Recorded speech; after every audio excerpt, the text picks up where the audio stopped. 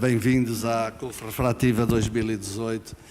Nós fazemos parte de uma geração privilegiada que assistiu à nascença e à evolução de uma técnica que tem sido considerada a mais segura de toda a oftalmologia, tem mudado a vida de milhões de pessoas no sentido positivo. Já atingimos pontos de grande perfeição, aliás, eu considerava nos testemunhos dos nossos pacientes que está mesmo na perfeição. No entanto, há sempre algo a melhorar, há situações que podem ainda melhorar mais em termos de previsibilidade e hoje vamos discutir aqui situações relacionadas com isso, com o que ainda poderemos melhorar na técnica atual de LASIK. E eu começava por convidar o professor Fernando Faria Correia para nos falar do screening da cirurgia refrativa.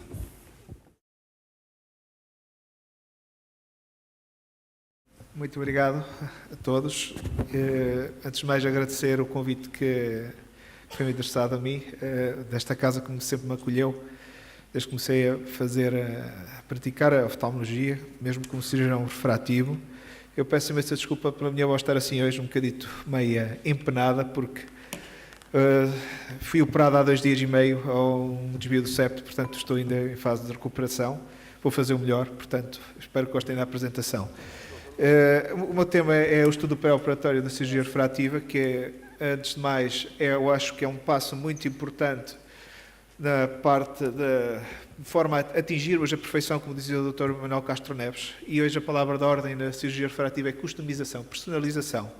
Eu estou a falar deste termo, que é um termo muito complexo, e eu lembro-me em 2009, quando estava como interno de primeiro ano na CIRP, o professor Mirko Yankov comparou os cirurgiões refrativos a alfaiates, e é aquilo que nós somos hoje. Hoje temos que medir, fazer as medições precisas, verificar qual é que é o tipo de ablação, o que é que se encaixa melhor para as necessidades dos nossos pacientes. Portanto, estou a falar em termos de personalização, em termos de risco do procedimento, como também dos resultados que vamos obter. Há muitas complicações descritas na literatura, algumas delas até já estão praticamente existentes graças à evolução tecnológica que assistiu a esta subespecialidade, mas há uma que é muito importante relembrar, que é a parte da ectasia pós-LASIK, que foi descrita pela primeira vez por Theo Seiler em 1998, e desde esse momento o Theo Seiler definiu uma coisa, que a prevenção no estudo pré-operatório é a arma mais importante para evitar este tipo de complicação. Fazendo uma revisão da literatura, há vários fatores de risco descritos, em que gostaria de destacar estes 2 primeiros, uma anomalia pré-operatória, uma forma frustrada keratoconus, um keratoconus subclínico, em uma idade jovem do paciente. A matemática do LASIK não é aquela matemática que nós aprendemos na escola primária nem no secundário, é uma matemática muito mais complexa e ainda há mistérios para resolver. Portanto, há ainda casos que a matemática não consegue explicar.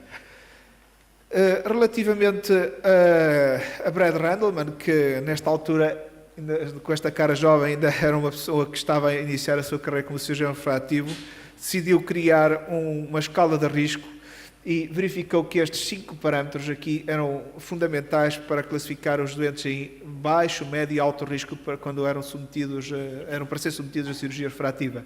E o mais importante destes 5 parâmetros era o padrão topográfico, que isso revelava ser uma decisão muito subjetiva.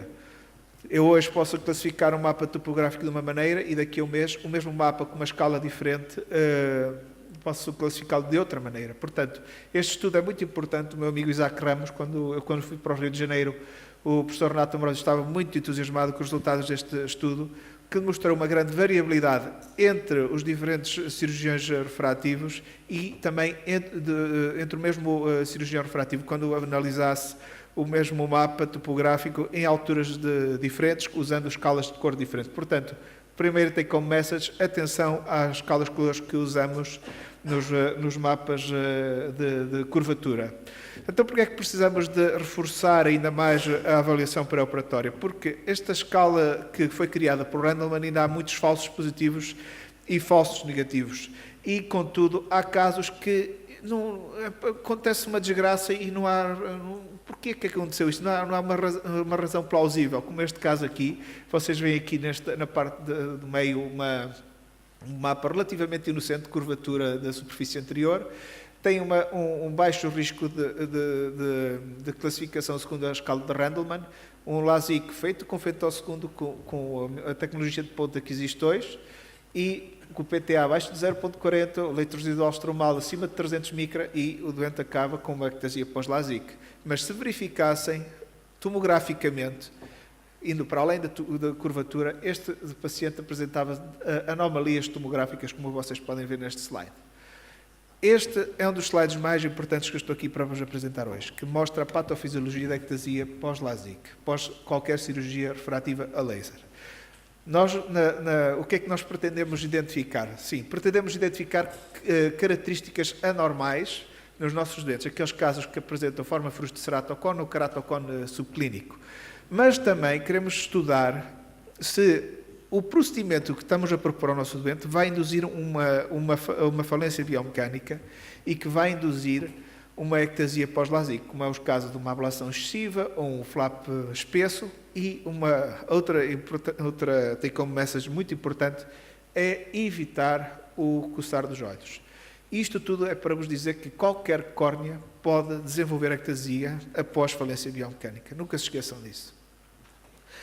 Há vários tipos de definições para a forma frustre ceratocone, muitas. Começou com Amsler. Esta é para mim a mais atual, que define uma córnea que é muito suscetível a desenvolver ectasia e que pode se apresentar com uma topografia normal. Isto pode ser bilateral. Geralmente nós usamos estas formas de frustre, são aqueles casos dos keratocones unilaterais. Eu estou a falar unilaterais entre aspas, porque nunca há keratocones unilaterais, são aqueles keratocones que apresentam um olho adelfo com uma topografia normal, mas os dados tomográficos são anormais, e isto foi o primeiro estudo que nós fizemos para demonstrar a eficácia da tomografia relativamente à topografia para identificar esses casos. Como vocês podem verificar aqui, o IHD, que é um índice de descentramento derivado da topografia da superfície anterior da córnea, não conseguiu separar tão bem os olhos normais dos formas frustres ceratocones. Mas quando olhamos para a parte tomográfica, como o ART máximo, que é um parâmetro derivado da paquimetria relativa, distribuição paquimétrica, e o BED-D, há uma distribuição mais clara da forma frustre ceratocone relativamente aos normais. Então, o BED-D não há dúvidas. Mas nós queríamos melhorar. E temos de ter em conta que nós somos cirurgiões e que não estamos aqui a interpretar só mapas de topografia nem de tomografia. Portanto, temos uma pessoa à frente e vamos fazer uma cirurgia. Portanto, queríamos pegar nesses dados objetivos e queríamos integrar dados clínicos e cirúrgicos. E foi isso que fizemos. O primeiro estudo contava com poucos olhos, mas o segundo estudo, que foi apresentado já num paper, englobamos 266 olhos de doentes que foram submetidos a LASIK bilateral, com um follow-up de 2 anos e que está estável, e depois também conseguimos 60 olhos de doentes submetidos a LASIK que desenvolveram ectasia pós-LASIK durante o mesmo período de tempo, estes olhos todos com pentacam pré-operatório e pós-operatório. E o que é que nós fizemos? Através de algoritmos de inteligência artificial, verificamos que criamos um novo parâmetro, o Enhanced Ectasia Susceptibility Screening Parameter, que é este aqui, em que englobava variáveis tal como a idade, o fator clínico, a espessura do flap, a profundidade da ablação, são 2 fatores cirúrgicos, o IHD, que é o índice de descentramento e altura, e o BED-D, que são parâmetros derivados do pentacam. E o que é que nós verificamos é que este novo parâmetro tinha uma eficácia em separar estes casos de que tiveram uma complicação pós-operatória relativamente à escala ao score de Randleman e mesmo relativamente ao BED-D. Este calculador está disponível em um acesso livre, está disponível na internet, basta irem ao Google e escreverem Brain Córnea, e é muito fácil de utilizar. Eu vou-vos mostrar aqui um caso de uma jovem enfermeira de 29 anos, com esta refração subjetiva. Apresentava um filme lacrimal um bocado deficiente, com alguma particularidade derivada da disfunção da glândula meibomius. Portanto, o primeiro passo aqui foi tratar do filme lacrimal, com otimização do filme lacrimal com ômega 3, lubrificação, higiene palpebral. E aqui vocês veem o mapa do Pentacam. Aqui no canto superior esquerdo verificam um descentramento inferior, que provavelmente poderia ser do olho seco, e, como vocês podem verificar, uma ótima paquimetria, 600, acima dos 600 micra, e o BED sem qualquer alterações relativamente àquele caso que eu vos apresentei há bocado. E aqui nota-se, mais uma vez, um descentramento, um encurvamento inferior no mapa de curvatura sagital, mas algumas alterações, mas o ART máximo já, acima de 400 e o BED a nível de 1.50.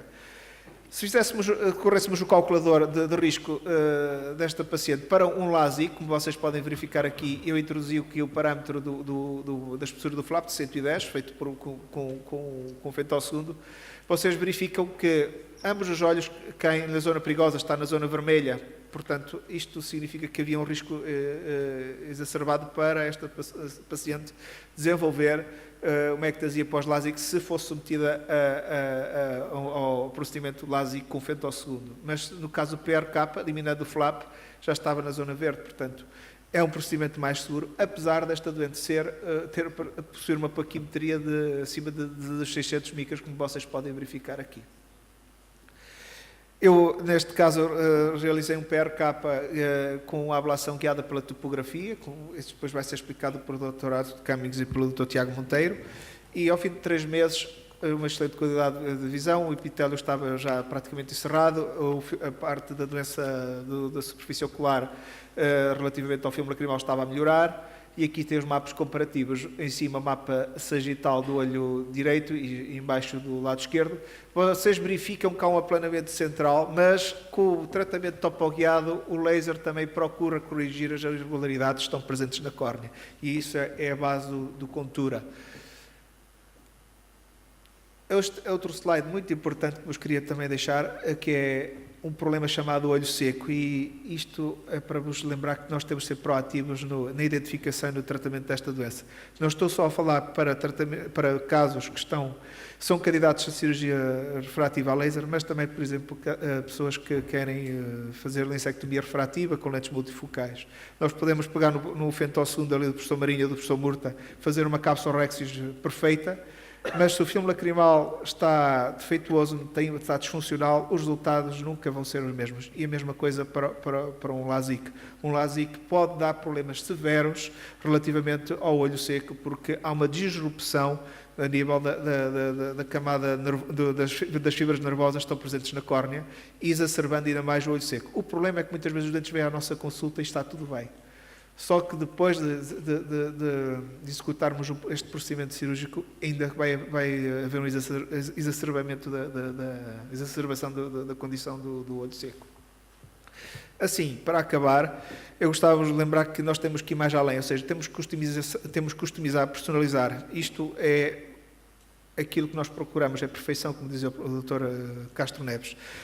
Expliquei-vos que a tomografia é melhor do que a topografia, muito mais eficaz para identificarmos casos de suscetibilidade para ectasia. Lembrar sempre do dano que estamos a induzir na cirurgia, que é muito importante. Qualquer córnea pode sofrer uma falência biomecânica e ficar com uma indução da ectasia. Evitar o olho seco. E sempre integrar a questão da integração da inteligência artificial com as novas técnicas de imagem de segmento anterior é muito importante. Uma pequena palavra à tomografia segmentar, com a enorme contribuição do professor Dan Randstein, que aumenta mais ainda a sensibilidade e a especificidade para identificarmos estes casos de suscetibilidade para a ectasia. Eu estou a começar a utilizar o mapeamento epitelial em certos casos, nomeadamente do OCT, e é interessante perceber que este é um caso, por exemplo, que o protocolo de Atenas, isto está desformatado aqui. mas há uma grande correspondência dos achados que nós, dos tratamentos que nós fazemos relativamente aos achados que encontramos no mapeamento epitelial, e também aumenta mais a paquimetria. Peço imensa desculpa, mas estes slides estão desformatados agora. Estes meus últimos 2 slides relativamente à integração de 2 tecnologias, da tomografia e da biomecânica de Scheimpflug, para lembrar que publicamos no ano passado um artigo que integrou estas 2 tecnologias e conseguimos ainda aumentar mais a eficácia da detecção destes casos de forma fruto-ceratocone.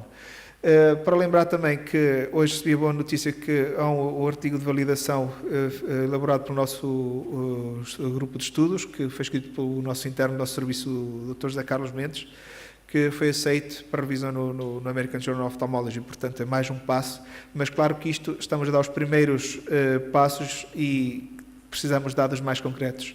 Muito obrigado pela vossa atenção.